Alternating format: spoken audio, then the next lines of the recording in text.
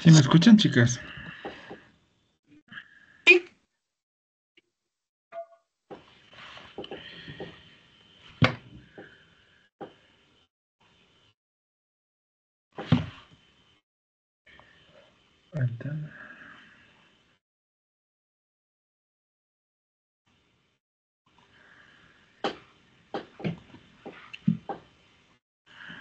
¿Pueden ver la presentación? Sí. Qué bueno. Sí, profe. Qué bueno.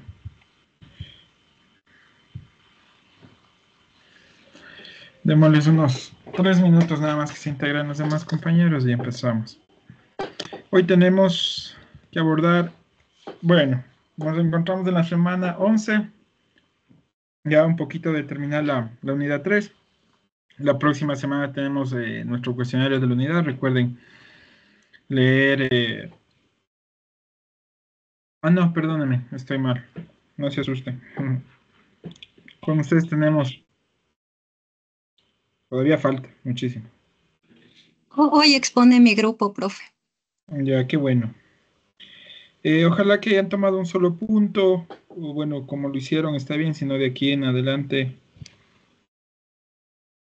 hacemos un solo punto de la temática, ¿ya? Pero sí estamos bien, el socialismo va a exponer, pero... Sí, escogimos el tema, el debate sobre los sistemas económicos, socialismo versus capitalismo, el 3.3.3.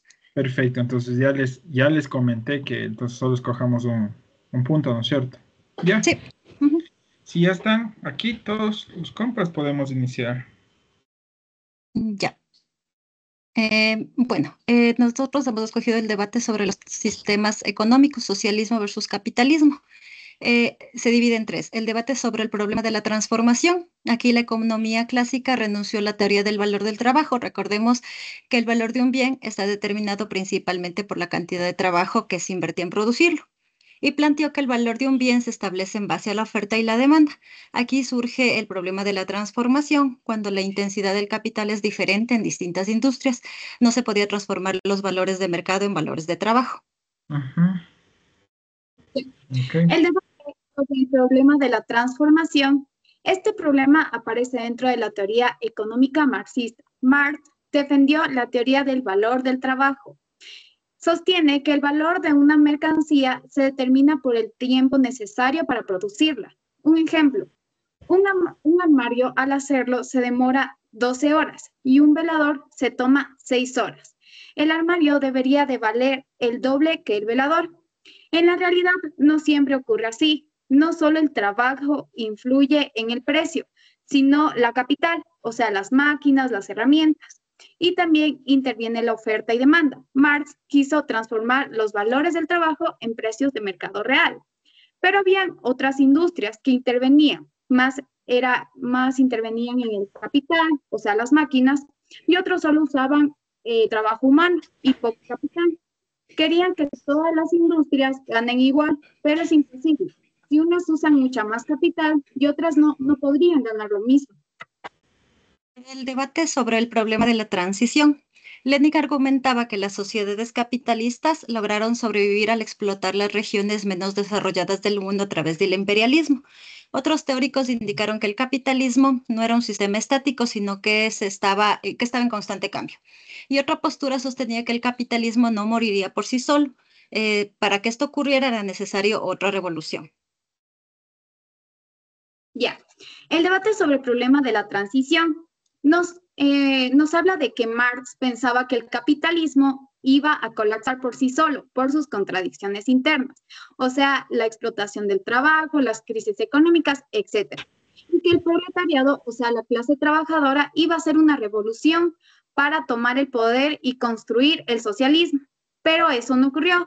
En 1800 y 1900 el capitalismo no cayó ni hubo una revolución del proletariado.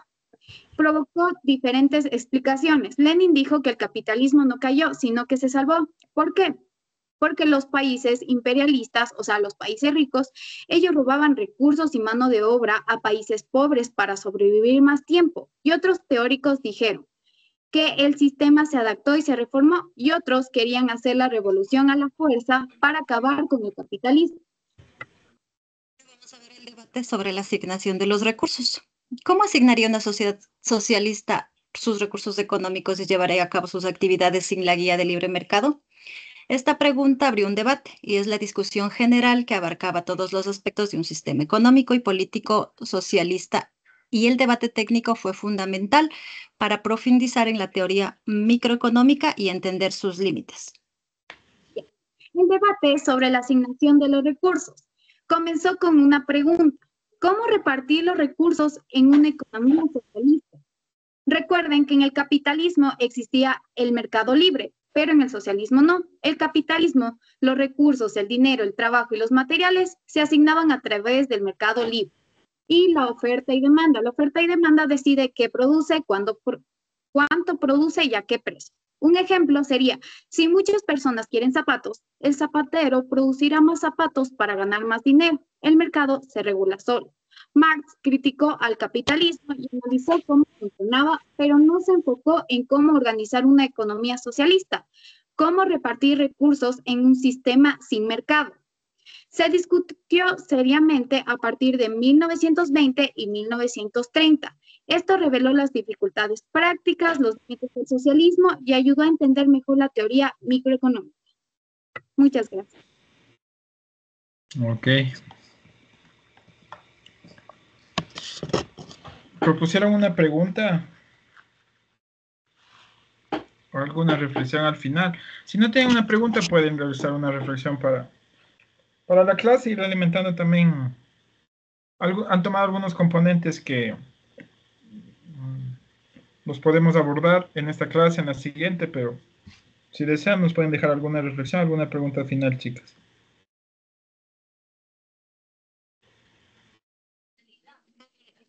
Para hacerles una pregunta, profe. Claro. Tal vez podríamos decir de que la demanda y la oferta siguen siendo los únicos determinantes de los precios en un mundo globalizado con grandes corporaciones y plataformas digitales en la actualidad. Ya, ponla en el chat, por favor, para irla respondiendo.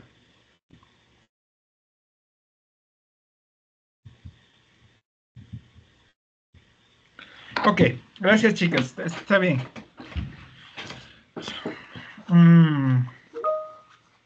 Gracias. Ok, chicos, vamos a ir planteando la clase también, con base a algunas reflexiones importantes. Estamos, como ustedes saben, abordando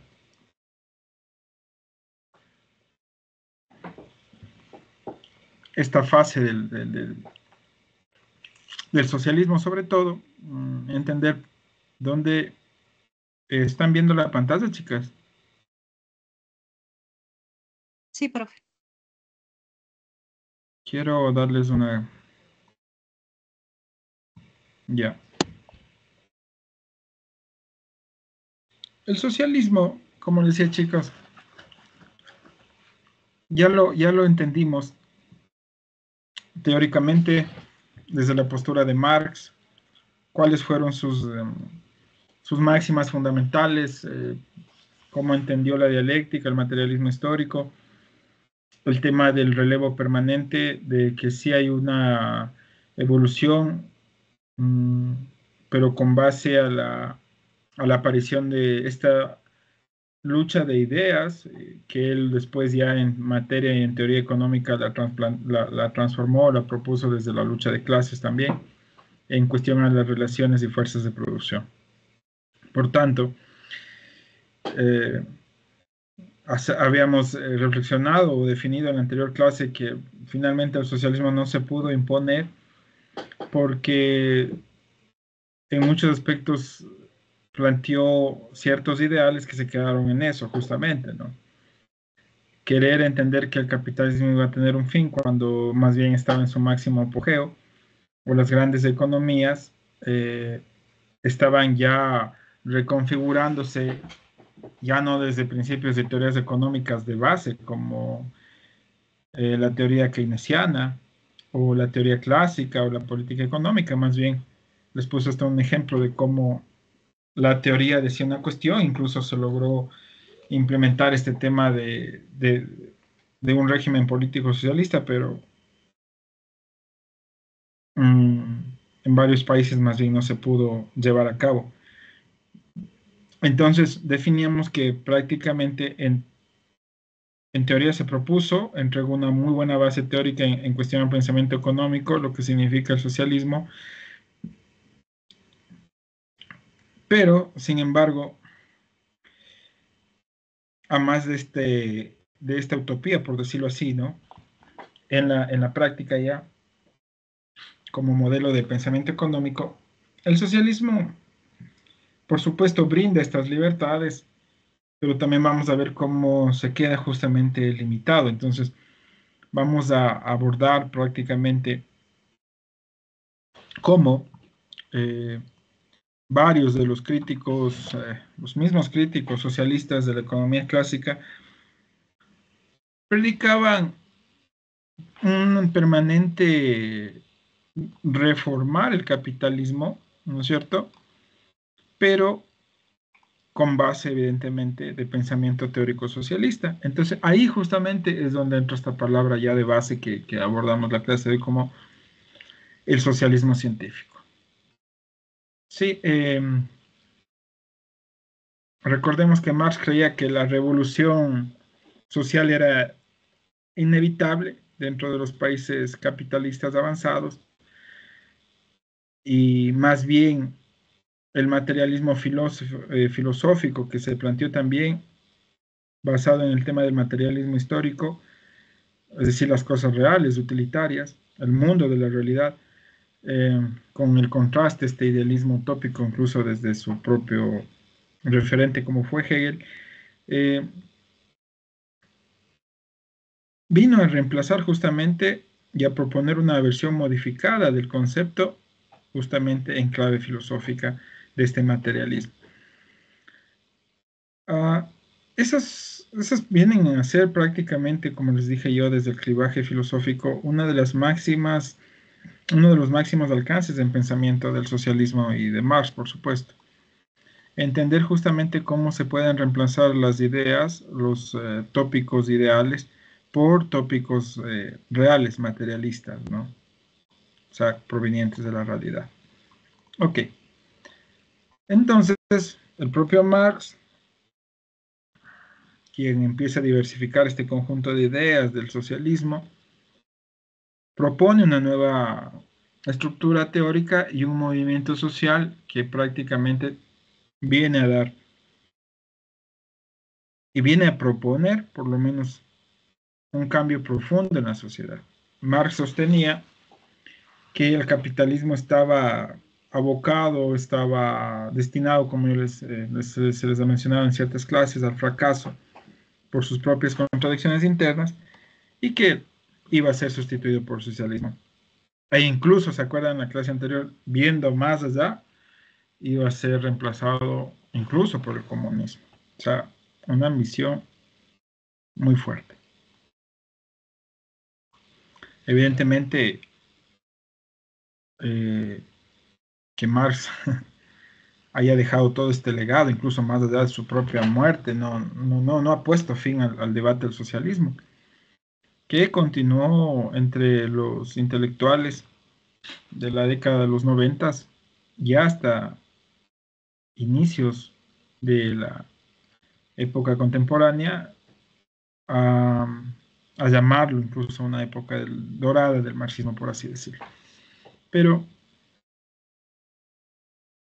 ¿qué debates justamente propone, como decía Laverito, este socialismo versus el capitalismo? O sea, ¿cómo se entiende ese debate? Y el debate se centra sobre el problema de la transformación, que ya lo dijo Vero. Pero hay que recalcar que es la economía neoclásica. Acuérdense, está justamente esta economía ya que surge en la economía preclásica, clásica, con conceptos como el liberalismo económico, esta economía neoclásica que en inicio había renunciado a la teoría del valor de trabajo de esa economía clásica, ¿se acuerdan de Ricardo? Y la sustituyó por una teoría del valor en tanto demanda y oferta que determinaban, lo habló nuestra compañera, ponía incluso el ejemplo del velador y el armario, ¿no es cierto? El coste de producción, me parece que lo hizo Tiffany. Es para entender un poco estas teorías macro, porque es como que ya terminamos el ciclo, ¿me entienden? Ya entendimos qué es capitalismo a través de todo en el estudio de esta asignatura, de estas unidades, hemos entendido el tema del socialismo, sus alcances, limitaciones, hacia dónde quería avanzar. Pero es nuevamente asentar el debate para entender el socialismo científico como justamente un nuevo anclaje desde la transformación, que sigue siendo dialéctica. O sea, sigue deviniendo o asentándose en la dialéctica. Pero, evidentemente, este flujo desde una teoría de la transformación, o sea, que querer repensar una teoría del valor con base a la oferta y la demanda y que determinaba los precios, estaba bastante similar justamente a quien o a qué el socialismo criticaba, ¿me entienden?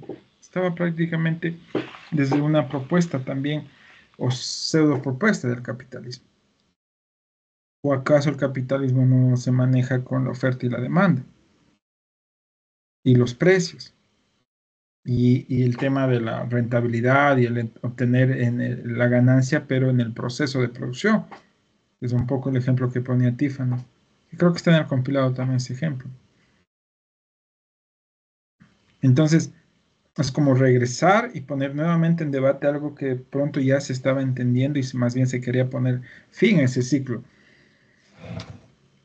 Por tanto, no se podía transformar, por ejemplo, los valores del trabajo en valores de mercado. O sea, en este tema de oferta y demanda. ¿Me van entendiendo la idea, chicos? Un poco lo explicó también Vero. O sea, desde el socialismo no era posible pretender que la teoría del valor se centre en la demanda, en la oferta y la demanda, determinado por los precios, sino más bien, ni tampoco, por supuesto, se quería entender esta teoría de la transformación desde los valores de mercado. Entonces, claro, la obra de Marx y de Engels, Friedrich, el Capital, de alguna manera no afrontó directamente esta problemática que pudo generar la transformación, suponiendo que la intensidad del capital era la misma en todas las industrias. Y eso no sucedía así. O sea, por ninguna manera.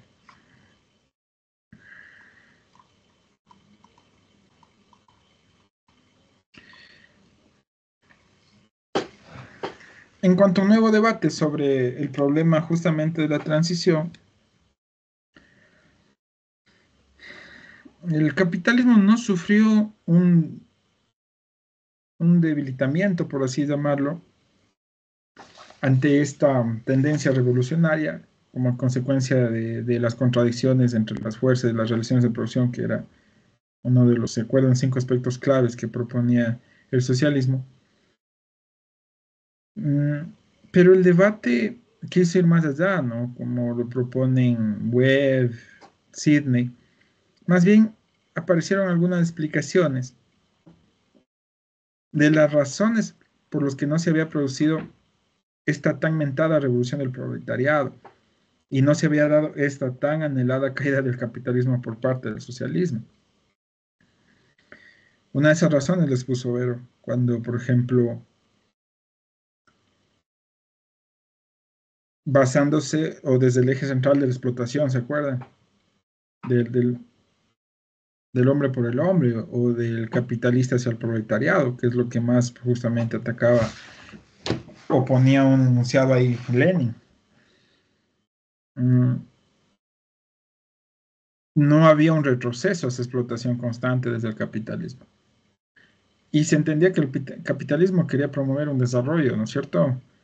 Pero ese desarrollo no estaba directamente relacionado o peor aún beneficiando a la clase proletaria, sino más bien solo beneficiaba a las sociedades capitalistas, imperialistas, incluso en términos propios de Lenin.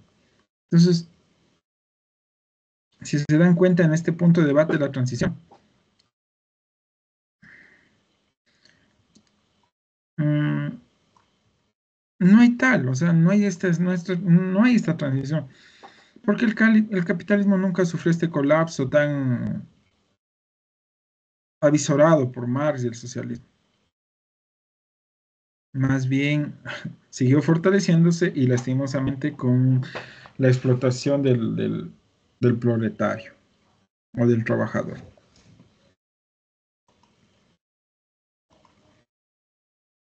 Ahora bien, es importante también entender un tercer debate planteado desde este socialismo, desde sus libertades, cuando justamente nos referimos a la asignación de los recursos. Y este debate, este tercer debate, por así llamarlo, hemos visto ya dos, recuerde. Este tercer debate se refiere a la forma en que se asigna a una sociedad socialista sus recursos y cómo ésta las lleva a cabo a través de las actividades económicas que ejerce, ojo, pero sin el libre mercado, como una institución encargada de regular estas asignaciones. Este debate sobre la asignación de recursos en el socialismo tiene dos partes, recuerden. Un primer debate de forma general, un debate sobre cuestiones generales y un debate técnico. El primero toca o transversaliza todos los aspectos del sistema económico y político. Recuerden, el primer punto, perdón, de este tercer debate, o la primera arista, el primer componente de la asignación de los recursos. Existe un debate general que atraviesa todos los aspectos del sistema económico y político. Y por supuesto existe un debate más técnico que, siendo limitado en cuanto a los temas, evidentemente, y es más particular, ha contribuido siempre a comprender cómo o de qué manera justamente las teorías económicas, que en adelante serán también entendidas como teorías macro y micro, han aportado al desarrollo de la economía o también han podido limitarla. Y aquí sí hay que ser enfáticos, ¿no? Como Marx no dio ninguna orientación o fundamento más técnico, sobre todo técnico, filosófico, lo propuso. No dio una orientación sobre la forma en que una sociedad socialista podía asignar los recursos, y en algunos casos escasos recursos. No nos dio el clivaje de entendimiento cómo se podrían solventar estos problemas cuando estas sociedades socialistas estaban limitadas de la designación de recursos. Pero por supuesto, aparecen nuevos autores para poderle dar una formulación a estos conflictos o a estos pasajes sin salida. Los primeros estudios, por ejemplo, sobre el problema de la asignación de recursos, con base y fuente, por supuesto, de Marx, sobre su crítica al capitalismo, querían los autores que lo siguieron, al menos él, ¿no? O sea, si bien quisieron ampliar el estudio con justamente decir las debilidades que se entendía del socialismo al capitalismo o de la propuesta de Marx, a más de hacer unas dos o tres someras detalles explicativos, no lograron justamente llegar a este debate técnico, y más bien estos autores socialistas tampoco abordaron casi ninguno de los problemas planteados o debilidades del socialismo. Y lo que hicieron es, como hizo también su precursor, más bien seguir enfocándose en las debilidades del capitalismo. Ahora bien,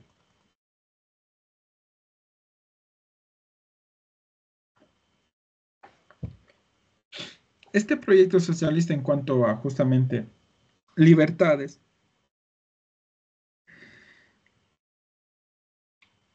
según varios autores como Hayek, Bergson, sostiene que este socialismo como sistema económico, no filosófico, permitirá que el consumidor sea libre y pueda elegir la ocupación en una economía planificada. Pero esto, según los propios autores, es un tanto falso, ya que la planificación y la libertad de elección son incompatibles. Claro, ¿no? Planificar algo dentro de una base o flujo de teoría económica que está o quiere enfocarse en esta libertad de no estar predeterminada por el mercado, la oferta o la demanda, es un poco utópico y estos autores más bien nos llaman como una falsedad que pueda darse este proyecto socialista eh, con entendimiento de economía, llegando a decir que son incompatibles los términos planificación y libertad. Incluso los autores más acérrimos socialistas manifestaron su preocupación por el hecho de que los gobiernos justamente socialistas marxistas no permitieron la libertad política, peor aún económica.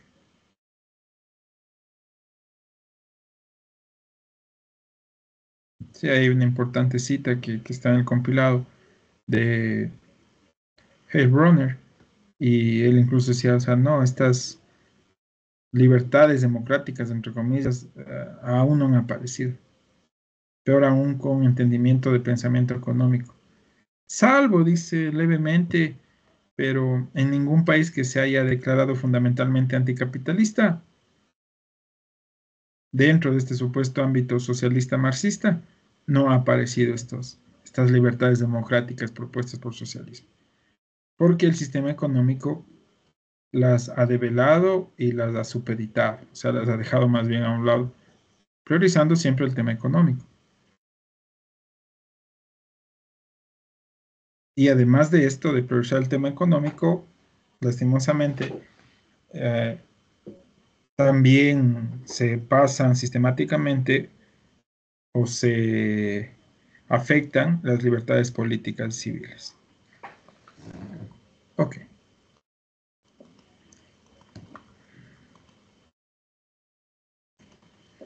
En cuanto a la asignación socialista de recursos ya en la práctica,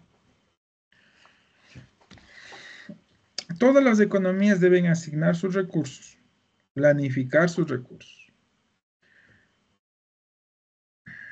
No existe, decían los pensadores austriacos, no existe en la práctica una economía socialista que igual no pueda planificar o que no determine un cierto conjunto de precios, de medidas, de teorías del valor, de ganancia, porque si no regresaríamos no y avanzaríamos hacia el comunismo, ¿no es cierto?, planteado, sino más bien retrocederíamos a una especie de comunidad primitiva que sería impensable. Pero aquí los autores de estas propuestas dicen, ok, pero entonces, ¿cómo lo logró hasta un punto? ¿O cuál fue el camino que logró realizar, por ejemplo, Rusia? Justamente para fijar los precios con el fin de ver en primer lugar cuáles son las reales libertades y cuáles son las reales limitaciones del proceso socialista, por ejemplo, de precios. Y además, en qué circunstancias podría una economía planificada asignar eficientemente recursos. Ya dijimos, verán, según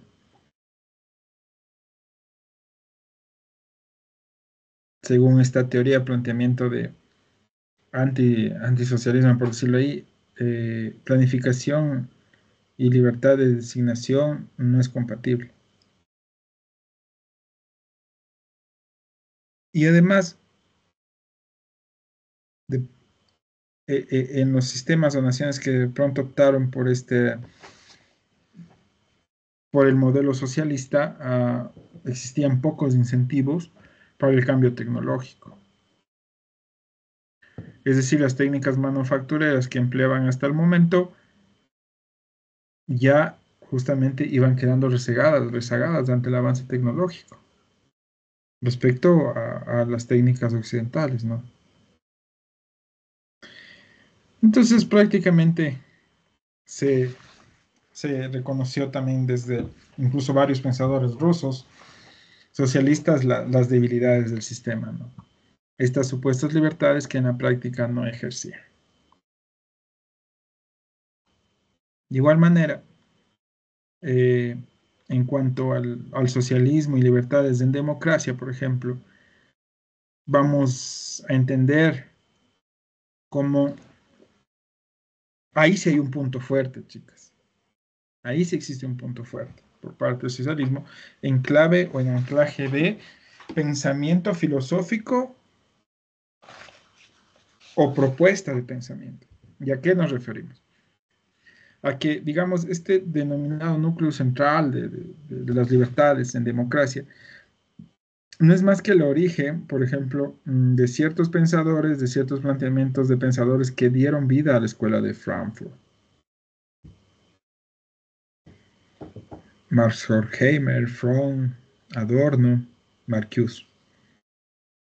Como pensadores de esta línea filosófica, ¿me entienden? Socialismo, libertades, igualdades, de equidad, justicia, una mejor y mayor repartición para el proletario, para el proletariado, para el trabajador, para el obrero, menos injusticia, menos acaparamiento por parte del capital, más desarrollo integral, social.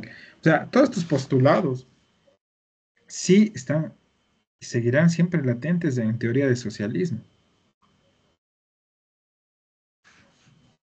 La teoría marxista, por ejemplo, de la sociedad, busca incorporar en su campo de análisis todos estos principios, estos ámbitos, que en el momento, en su aparición, más bien parecían estar siendo ignorados o dejados a un lado, o vistos como temas secundarios, cuando era un tema social y humano. Evidentemente, esto por las clases dominantes, ¿no? Por ejemplo, ¿qué nivel correspondía a la cultura, al arte, a la propia ciencia dentro de estos modelos? ¿Tenían una presencia activa de pronto en el Estado moderno, en la institucionalidad? Por tanto, reforzar esta idea de la transformación, la centralidad del proceso colectivo de transformación de la naturaleza, es decir, de todo lo que nos rodea en nuestro mundo social, está basada y centrada en el desarrollo histórico del ser humano.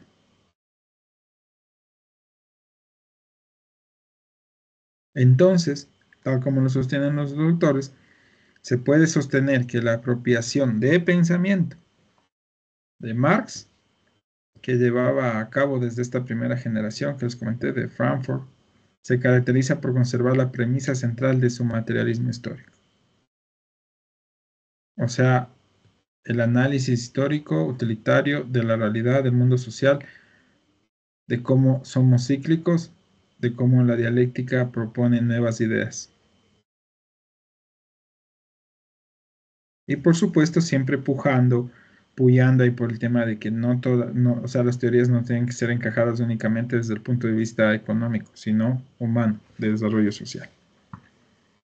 Esto podemos llevar, o sea, esto sí es potente, chicos. Si estuviéramos en clase de fundamentos sociales o epistemología, tendríamos que entender muy bien cómo es este desarrollo y el aparecimiento de la escuela de Frankfurt, porque también es el desarrollo de la escuela o de la teoría crítica, ¿me entiende? En clave y en base a, por ejemplo, modelos de investigación. Si me van siguiendo la idea, chicas. Por ejemplo, usted sigue un lineamiento funcionalista o fundamentalista, o puede seguir una línea de investigación estructuralista, ¿no es cierto? Todas son válidas. La funcionalista es válida, usted puede escoger la escuela clásica funcionalista de la teoría de la comunicación, Marshall McLuhan, varios de estos pensadores, Hasseffer o Haspard, ya varios de estos pensadores que le dicen la comunicación sirve para esto, por ejemplo. Listo, funcionalmente. ¿Se acuerdan de esos modelos? Ya los vieron, me imagino, ¿no? En teorías de la comunicación, de la información, no sé. Emisor, mensaje, receptor, ¿se acuerdan? Ya, más o menos. Si uno no sirve, ¿qué hace el funcionalismo? Lo reemplaza, porque todos somos considerados elementos reemplazables, ¿se acuerdan? Para el funcionalismo. Como su nombre lo indica, el sistema debe funcionar. No se puede quedar porque un elemento no esté bien constituido o no empiece a cumplir su función. Por eso, funcionalismo o fundamentalismo. Ah, claro, el estructuralismo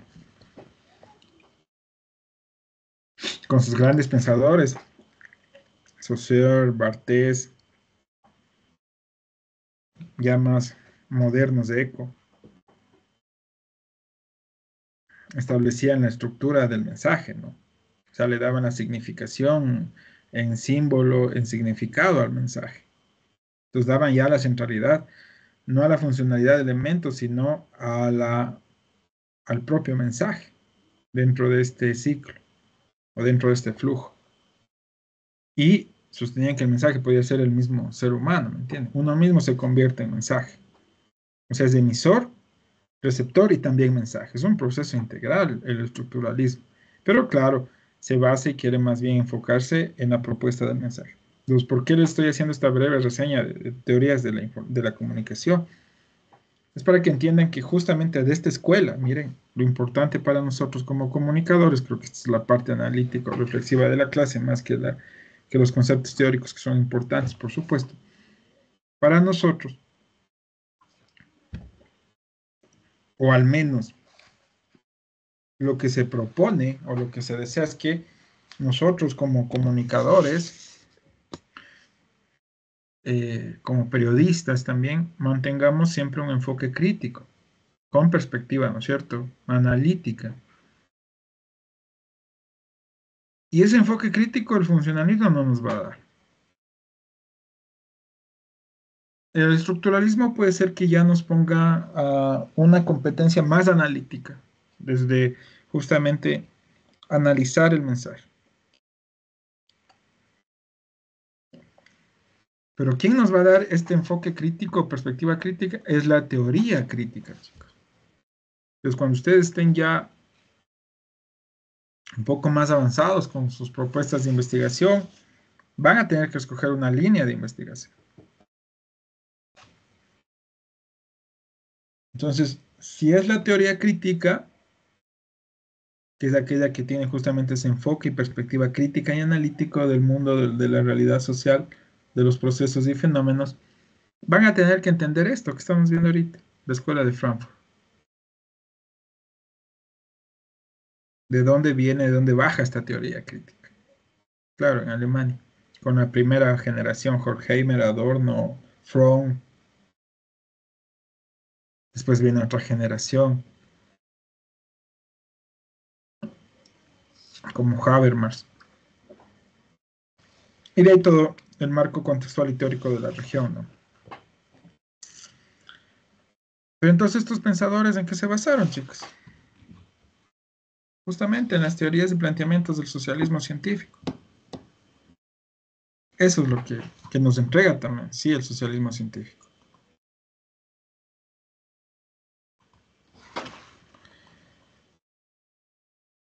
Entonces, ahí está prácticamente el origen de la Escuela de Frankfurt.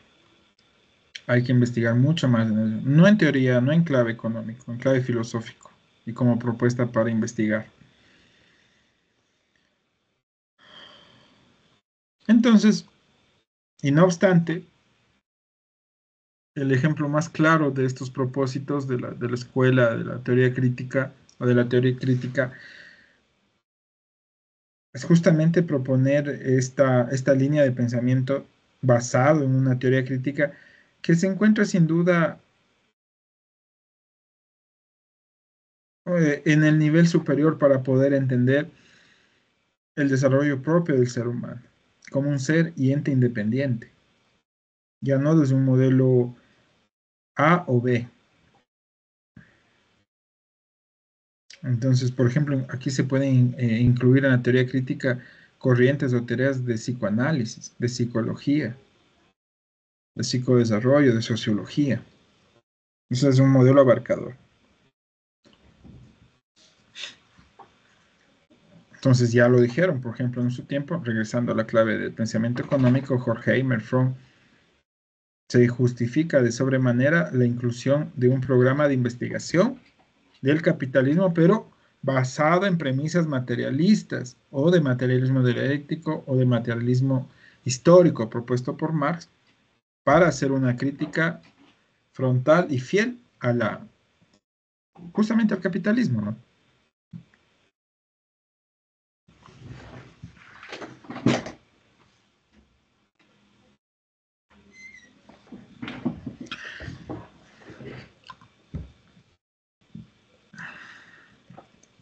Ya en una segunda generación, como yo les decía antes, de la teoría crítica a mediados del siglo XX, por ejemplo, el pensamiento de Habermas y su redefinición del ideal socialista en términos más avanzados propuso una democracia radical. ¿Y cómo esta democracia radical justamente se relacionaba con los modelos de pensamiento económico? Entonces, si lográbamos colocar una perspectiva crítica a todo el desarrollo del pensamiento económico, por supuesto estábamos activando una teoría crítica, según estos pensadores. Entonces, y por tanto, esta reconfiguración del materialismo histórico de Marx en clave de pensamiento filosófico y económico se da precisamente con el objetivo de renovar la crítica, como les decía yo, a este sistema económico del capitalismo.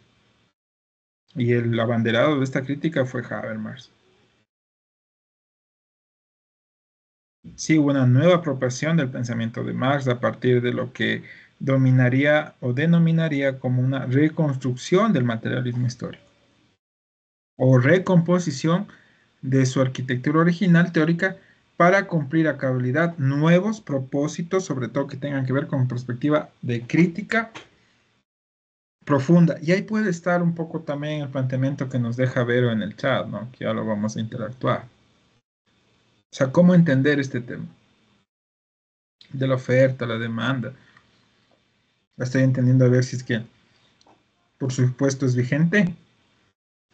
¿Cómo se lo aplica hoy? ¿Cómo se está aplicando hoy en las sociedades contemporáneas? Bueno, entonces, Habermas o su idea de emancipación está asociada sobre todo a la necesidad de una redistribución del poder. Ahora él sí nos aterriza más, ¿no? Después desde la teoría de la acción comunicativa que propondría. Entre los medios, por ejemplo, los medios, los dueños del dinero que él los entendía como el mercado, el poder que él lo entendía como el Estado y la solidaridad que él lo entendía como la sociedad civil. Miren cómo su teoría, la teoría habermasiana de este establecimiento de una redistribución del poder, se ancla también con el tema de pensamiento económico. Entonces, a partir de esto, su idea del socialismo acentúa sobre todo el rol democratizador de la sociedad civil y la participación ciudadana en la esfera pública. En resumen, ¿es posible constatar que el ideal del socialismo experimentó importantes transformaciones? Por supuesto, a lo largo de la historia, y se efectiviza con la Escuela de Frankfurt durante el siglo XX. Por supuesto, y todas las generaciones posteriores que vinieron hasta la actualidad, que es parte de la teoría crítica. Y ese es el gran aporte de Marx también desde el socialismo científico, como un modelo de crítica permanente al capitalismo orientado por el objetivo de someter a crítica permanentemente al capitalismo y su flujo, evidenciando las limitaciones, los sobredemandas y los sobrealcances avasalladores del capitalismo.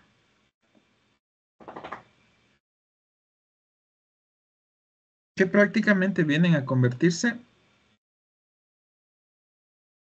más bien en unos cuestionadores permanentes de esta famosa transformación social. Permítame un momento, chicos.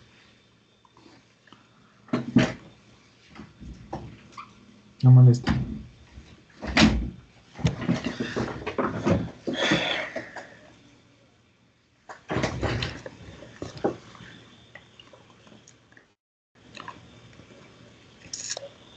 Entonces, ¿qué hemos entendido en esta clase, chicos? ¿En qué se resume estas libertades del socialismo? Más allá de la teoría del valor, de los tres ejes de debate para proponer esta transformación.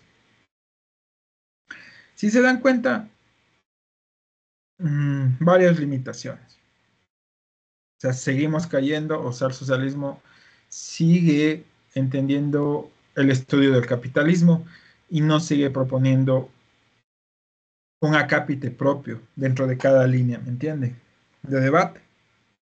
Pero, ok, no logra hacer esta propuesta, pero a cambio entrega este socialismo científico con bases y parámetros propios del socialismo, es decir, de igualdad, justicia, equidad, eh, libertad, por eso se denomina las libertades del socialismo, pero prácticamente da a luz o es el mentor y referente de esta escuela de Frankfurt, de esta teoría crítica, del poner y colocar todo a enfoque crítico,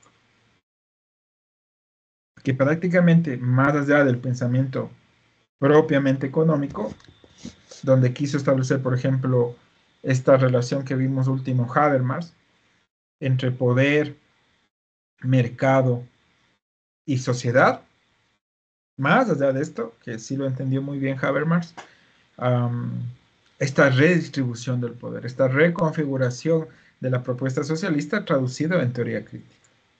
Y la teoría crítica traducida como línea de investigación para cualquier problemática del mundo social. Entonces miren, la transformación, es esa la transformación que propone este socialismo, más allá de las teorías económicas, porque sin pretender dar de baja, como yo les dije desde el inicio, a la base de pensamiento socialista o marxista, porque va a ser siempre base sólida de estudio, es como que esa transformación se viene a traducir también en esta fase final de poner en crítica o poner en clave de teoría crítica todo el desarrollo histórico del ser humano. ¿Sí? Entonces, ahora sí,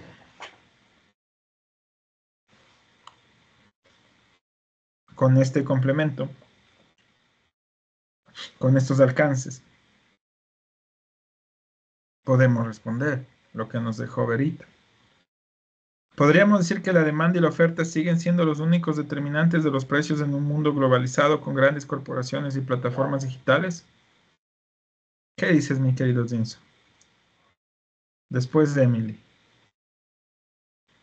Podríamos decir que la demanda y la oferta siguen siendo los únicos determinantes de los precios en un mundo globalizado con grandes corporaciones y plataformas digitales. Mi querido Jimson. Buenas noches.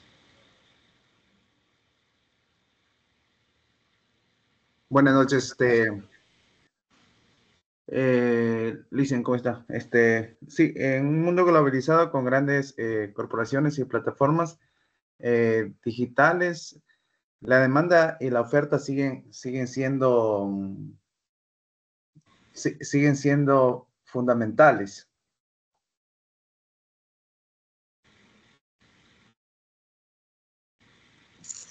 Ok. Emily. Buenas noches. Sí que la demanda y la oferta siguen siendo fundamentales. Sin embargo, creo que estos vendrían a verse, ¿cómo sería? Otros factores determinantes como la intervención del Estado y poder del mercado. Ah, ya, ok. Gracias. Carla.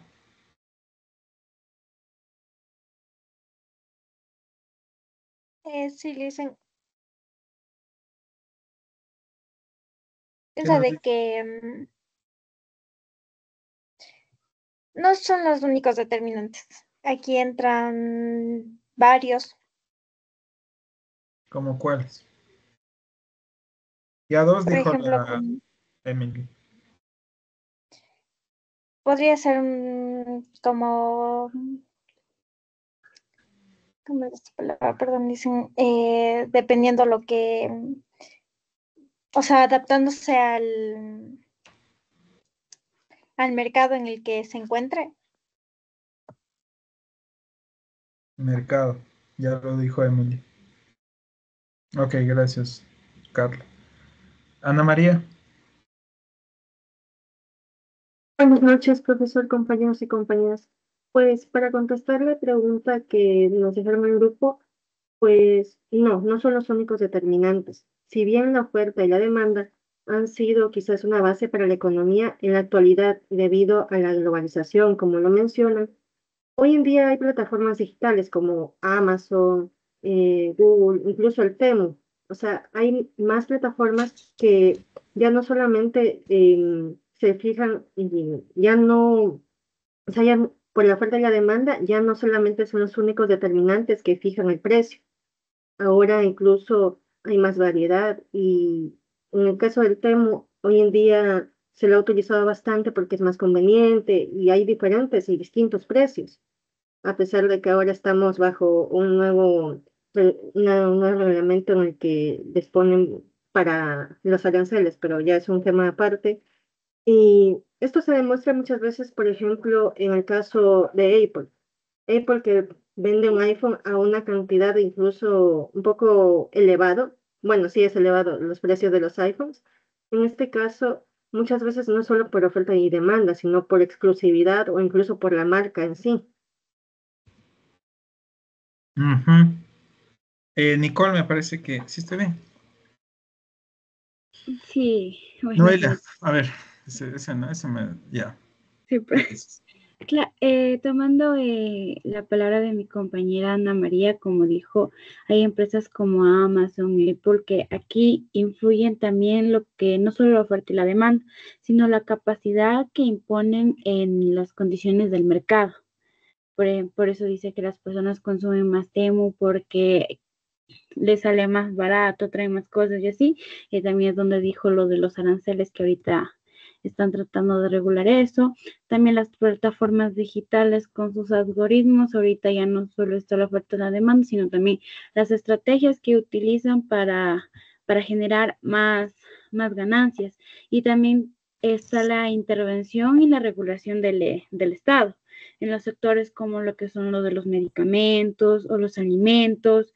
Estos se están regulando así y a veces esto se convierte no solo en un objetivo social, sino también de los políticos. Y entonces todos estos factores influyen bastante y ya no solo está la oferta y la demanda. Muy bien, muy buena argumentación, Mel. Anaí,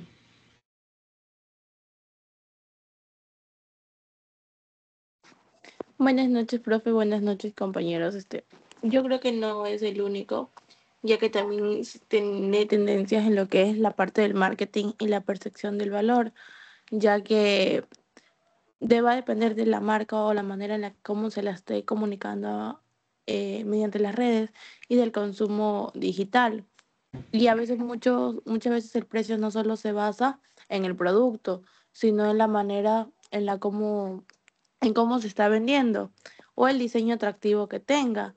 Y también puede los efectos de red, ya que el valor del producto crece en números de usuarios, o sea, dependiendo qué personas sí lo puedan alcanzar y otras no. Entonces va a depender mucho de la manera o la influencia de cierto producto para que lo puedan obtener. muchas gracias. Muy iluminadas e ilustradas sus aportaciones.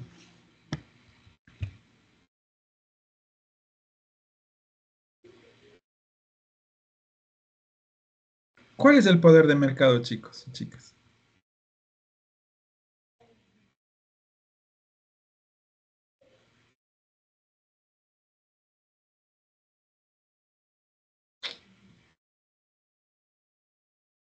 ¿Cuáles son estos algoritmos dinámicos para el tema de la marca y publicidad. ¿Qué crees tú, Vero? ¿Sí respondieron a tu pregunta?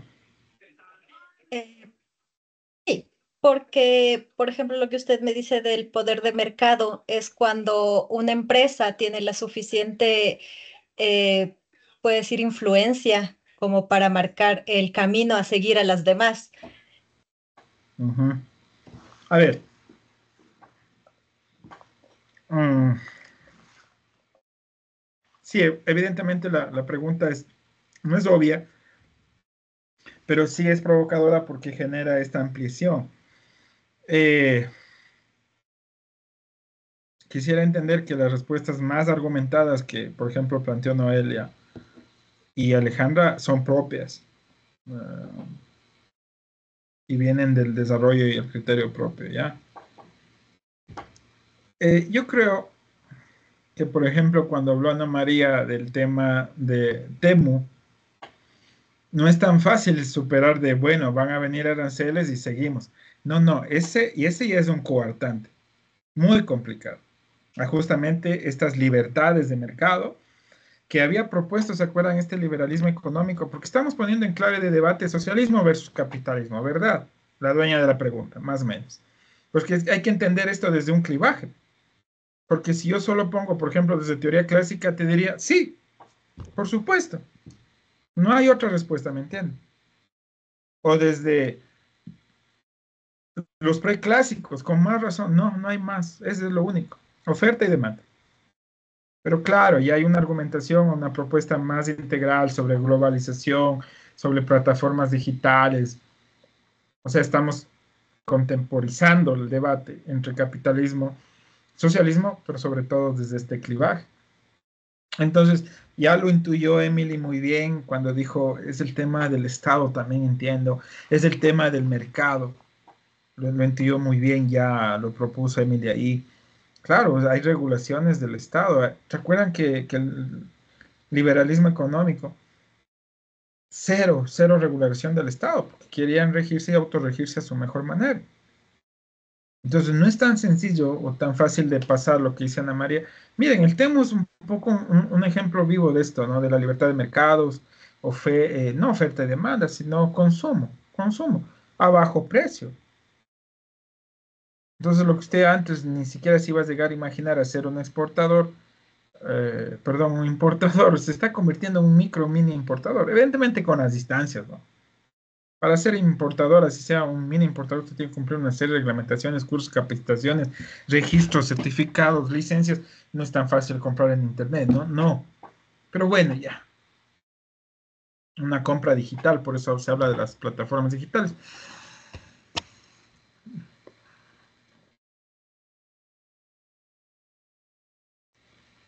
Pero justamente lo que está haciendo el Estado ecuatoriano, regularizando este tema, por ejemplo, de la compra, porque ya se ve una desmedida compra, ¿no es cierto?, a través de estas plataformas digitales o apps, es cómo funcionan estos algoritmos dinámicos y tiene que ver mucho con este poder del mercado en grandes corporaciones que pase lo que pase, ¿me entienden? Así les pongan las 10 regularizaciones, 20 o 100, van a seguir funcionando con base a la dinámica propia del mercado.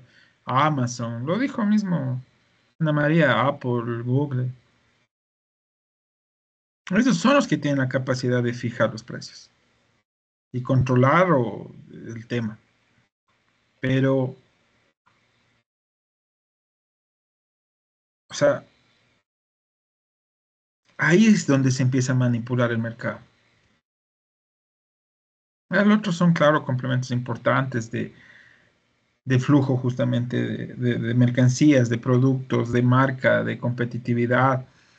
Pero vamos a la parte del debate socialista capitalista. O sea, es un punto a favor del socialismo porque dice, oigan, a ustedes, por decirles, ¿no? Ustedes capitalistas que siempre han promulgado la libertad de comercio, de fronteras, de productos, ¿no es cierto? No es del todo tampoco. Ahí está, restricciones por parte del Estado, regulación. Entonces, si se dan cuenta, regresamos como un poquito al punto de origen. donde los clásicos o neoclásicos, ¿se acuerdan? Keynesianos, ya vamos a entender en teoría de macro y microeconomía, se oponían o sea, firmemente a que intervenga el Estado en el tema de mercado. Pero ¿se acuerdan que sí proponían que el Estado debe defender sus intereses y poner restricciones o regulaciones, o que si hay un impuesto sea para su beneficio, o sea, a conveniencia, ¿no es cierto? El papel y el rol del Estado. Entonces, eso debemos de entender, chicos. Cuando se propone una pregunta, pero ¿con base a qué? Como creo que la otra anterior clase proponía a Stephanie una pregunta y decía, pero más bien creo que está equivocado este término y es otro. Bueno, muchas gracias, chicos, por sus intervenciones en todo caso. Más bien, qué pleno que nos quedemos en teoría económica y no en teoría filosófica, aunque es importantísimo el tema de la teoría crítica. ¿Sí? Esto les va a servir mucho, investiguen para que vayan afianzándose ya en sus líneas de investigación. En lo personal quisiera que todos escojan una línea crítica de investigación o de línea de teoría crítica, pero es decisión de cada uno de ustedes ya cuando se vayan fortaleciendo más en el desarrollo de la carrera. En lo personal, sí, teoría crítica. Pero pueden investigar desde el funcionalismo, es válido. O pueden investigar desde el estructuralismo si su tema es más del tema semiótico, significado, signo, relevancia, semántica. Ok, pero qué bueno que hayamos podido abordar en esta breve clase, o sea, esta hora de clase, ambos aristas. Recuerden, el presupuesto más importante del socialismo, sus libertades, de desarrollo filosófico, de socialismo científico, el tema de la teoría crítica de Frankfurt. Debe ser en eso. Ya. Les quería comentar algo, verán, chicos y chicas. Por unos temas de agenda y unas tutorías, porque estamos próximos ya al proceso de graduación de los compañeros de octavo semestre, de noveno, perdón, que ya están, ya está cerca el proceso de su graduación. Entonces, estoy con algunas tutorías de sus compañeros. Entonces, me parece, pero no está dicho todavía, déjenme ver cómo está. Me parece que voy a tener que regresar la clase a las 9 mismo. ¿Se acuerdan? Nuestro horario original. Pero bueno, ya sería poquito. Pero todavía no está determinado. Esta semana es clave y decisiva. Mil disculpas por estarles moviendo así, ¿no? Ya quedamos a las 8, pero creo que se van a cruzar algunos horarios ahí de tutoría importantes. Entonces yo les comunicaría a través de Vero si se va a dar esto el próximo lunes. Les agradezco mucho sus intervenciones, sus aportes. Recuerden que esta es una asignatura con una modalidad dinámica especial. Es clase tras clase, clase tras clase. No hay muchos trabajos, no hay muchas tareas. Creo que este domingo, ayer entregaron una tarea, ¿no es cierto? ¿O estoy mal? ¿No? ¿Cuándo viene la próxima tarea individual? Creo que es en la semana 12. La semana que viene. Ya en la 12, ok. Háganla bien. Los que están, a ver, solo 2 minutos de reflexión. Creo que les fue medianamente bien en la sumativa final 1. Están sus notas ya cargadas en el SIU, están en su reporte, en sus libros de calificaciones. Los chicos o chicas que estén un tanto bajos, ya, o sea, empezamos una nueva etapa, empezamos la sumativa final 2, fortalezcan ahí, hicimos tutorial cuáles en la otra semana, vayan fortaleciendo sus proyectos, entreguen los trabajos muy buenos, competentes. Imagínense de aquí, recién a la semana 16, el trabajo grupal, o sea, en un mes, y el cuestionario de la unidad ya en última semana que nos vemos. Claro, es un cuestionario global, completo, de toda la unidad 2, del tema 3 y 4 que hemos visto con sus subtemas, 3.1, 3.2, 3.3, 3.4 y los otros que vienen, 4 así, 4.1, 4.2, 4.3, 4.4. Entonces, un poquito estas libertades que tienen con esta asignatura, aprovechenlo bien, optimicen bien sus tiempos, hagan buenos trabajos, ya vayan viendo cuál es el trabajo grupal desde ya, es un ensayo. Ni siquiera hay un producto ahí, pero háganlo potente, háganlo fuerte, vayan organizándose, adelante, gánenle en tiempo. Y eso, chicos, eso les quería comentar. Váyanse preparando para estas entregas, que prácticamente, como les digo, de aquí es prácticamente a un mes, más o menos, su entrega grupal y la entrega y el cuestionario. Entonces, ya vamos a ir abandonando de a poco estas teorías macro, nos despedimos con lo que es macroeconomía, microeconomía, que es un tema un tanto todavía en materia económica. Y después ya nos adentramos a lo que es Latinoamérica, su integración regional, cómo son estos procesos, a qué obedecen. Y finalmente terminamos con Ecuador, en contexto local, sus realidades, sus alcances, sus desafíos, con, con temáticas y contenidos actualizados, chicos, al día, a 2025, no de 2023, peor aún más bajo. Hay unos temas que es como referencia al 2024, pero sobre todo 2025. Eso, mis queridas y queridos estudiantes, espero que les haya ido bien en la sumativa. Como les digo, ya cada uno vaya evaluando sus calificaciones, a hacer muy buenos trabajos y entregas finales de esta asignatura. Sí, una consulta. ¿Hay tercero? ¿Saben ustedes si hay tercer semestre o no? Sí, hay tercero. Ya, gracias, Vero. Porque hay ciclos que no hay, son intercalados a veces. Como por ejemplo, creo que este semestre no hay séptimo, por ejemplo, este periodo. Lo que pasa es que nosotros somos de la nueva malla curricular y Ujú. atrás de nosotros vienen los de la nueva. Y los Ok, que se van a eso graduar sí, son los de la tercero. antigua malla. Sí, sí. Ok, chicos, entonces, si no hay ninguna otra pregunta, inquietud, nos despedimos y quédense atentos de Vero por el tema de la hora ya. Que les vaya muy bien. Un abrazo, cuídense. Cualquier tema o consulta estoy siempre pendiente. Una linda noche, chicos, chicas, que les vaya bonito. Cuídense. Gracias, profe. Hasta luego. Gracias, profe. Buenas noches. Gracias, profe. Buenas noches. Hasta luego. Chao, chao, María Graciela.